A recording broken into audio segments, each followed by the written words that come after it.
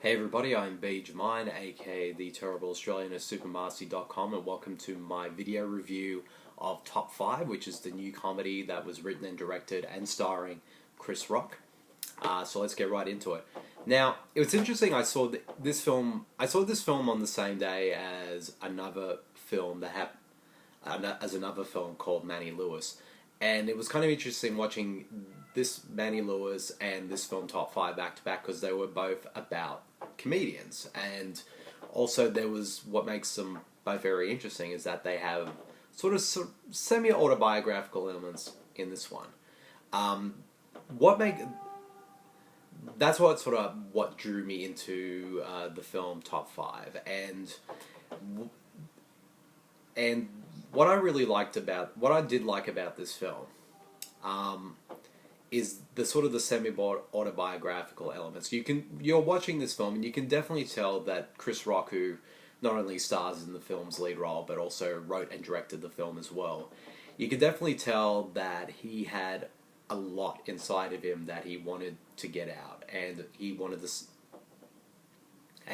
to based on what he was going through in his career up till this point over the past, say, 10 years in this film. And, you know, it sort of talks about how his character sort of started off as a very edgy and comedian, and then who sort of went to Hollywood and kind of sold out and did sort of like mediocre, average comedies. And at the moment in his career, he's about to get married to a woman who's the sort of the star of a major reality TV show. So their wedding in the film is sort of being shot like in the lead up to that wedding, and also at the same time he's trying to make a bit of a career change. He wants to sort of move away from the silly comedies and his sort of stand-up career and sort of do more serious fare. So in the film he's out there trying to promote sort of like his first foray into drama, and you can tell watching this film that and if you listen to what I just said just then, you can definitely say, oh yeah, those kind of there are aspects of that sort of remind of Chris Rock's real life career so far. And I think that's what sort of really drew, like I said before, really drew me into the film, because you can definitely tell that he wanted to write he didn't just wanted to write just a normal and sort of normal average comedy. He wanted to have something that was personal to him, and I thought for most part I think he did a pretty decent job. I do think it's an incredibly flawed film as well, but I can get into that a little bit later. But let's focus on the positives. I think Chris Rock, he definitely gives a really good performance in this film. I definitely see, at times you find his character sort of like not sympathetic, and at times you do find him sympathetic, but at the same time he gives us insight into this character that he's playing and what he's going through, and you can understand why he is the way he is in this film, and why people kind of wish that he would sort of start doing more with his career, go back to like what made him sort of a huge star in the first place, rather than to what he is considered by some in the film as a bit of a sellout. And Rock does a good job at sort of with his performance convey that, and he sort of has a big cast. Like, this film is pretty huge, like in terms of who is in the film, but from the biggest and the smallest roles.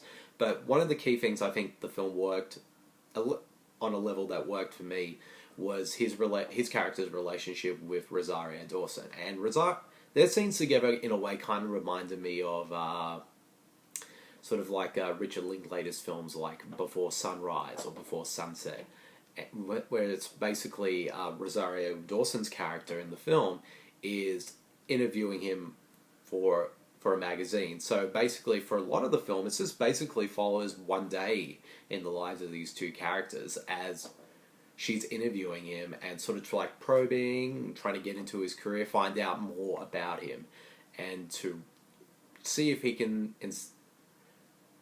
and do a full-on, honest, truthful interview. And they both have good chemistry with each other, and Rosario Dawson gives a really good performance. I really enjoyed her in this film a lot, and it just, and also the supporting cast. A lot of them did a pretty solid job, and like sort of JB Smoove, who plays the, I believe from what I, let me just check just 1 second. I don't want to. Yeah.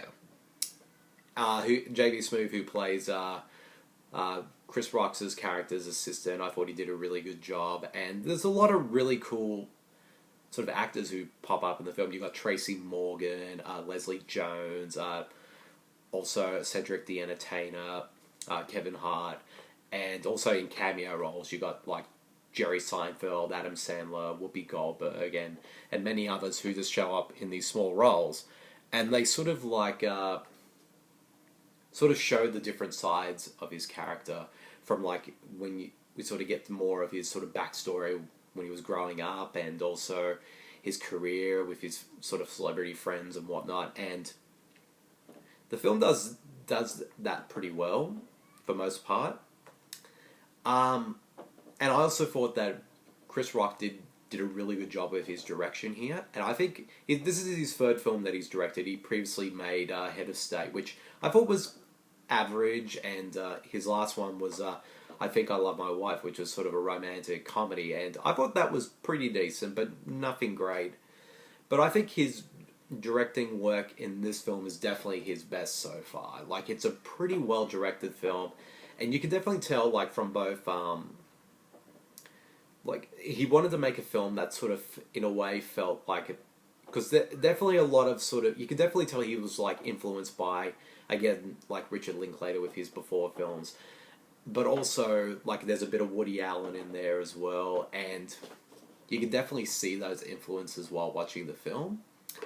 And he did a pretty solid job, and also, but at the same time though, I know this was critically acclaimed and whatnot, but at the same time, I didn't think it was as good as it could have been. Like, it's okay as a film overall, it's okay, but I feel like it's a film where the sum of its parts are greater than the whole. There are like scenes and performances and sort of themes that the film explores that I really dug, but then there was this other stuff that I just didn't feel like worked at all.